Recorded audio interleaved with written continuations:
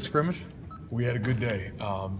We obviously by no means are we where we want to be yet or a finished product, but I thought going into practice 12, it was a physical scrimmage. Defensively, we're ahead of where our offense right now, but I think we should be.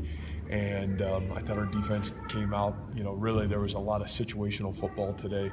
But I'll tell you, some really good things to work through and some really good things showed up. I thought defensively we came to play. Probably 3/4 of the scrimmage, I thought they played at a really high rate. And, offensively started off a little slow, but I thought we really came on. And that was a tribute. And really, Joel kind of came on. And really, it's great to see some leadership. And some of that really come from both him and Zeb Nolan. I thought both, did some really good things after being down a little bit. So gave the offense a chance. This was our Jersey scrimmage, which is a competitive scored scrimmage based on scoring systems on both sides. Defense obviously won, but the offense came back and gave themselves a chance to win. So I think we continue to learn a lot about ourselves, but I thought a really good scrimmage and all, and still got a lot of work to do. Obviously, got to take advantage of these next 3 practices for ourselves. In what way did Joel show you that leadership?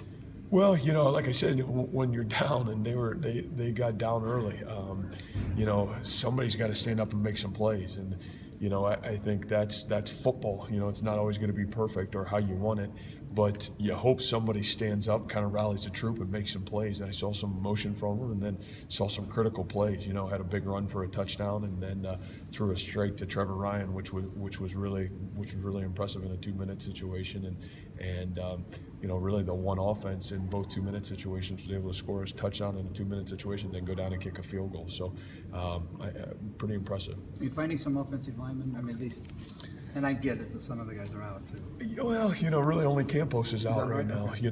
So, and obviously that's a big one being out because he's played a lot of football. But, I see that group getting better. Obviously it's still a concern. It's going to be a concern until we get to next fall and see some of those guys actually play in some critical situations. But, I do think that group has made very good strides. And I think the most growth is just fundamentally and technically getting better. I thought that was an area we were really behind in when we came in here. And to see the growth in the technique and fundamentals, and then to see them improve in their play, that's been a positive. So, I think that group has really started to make some good strides. Julian Good-Jones is a young man that I have really high expectations for. He's had what I would say 12 really good practices in terms of what his ability level is and what he can do for us. Patrick Scoggins is a young man that was, an interior offensive lineman, center guard area, and has played really well at times for us as well. Nick Fett.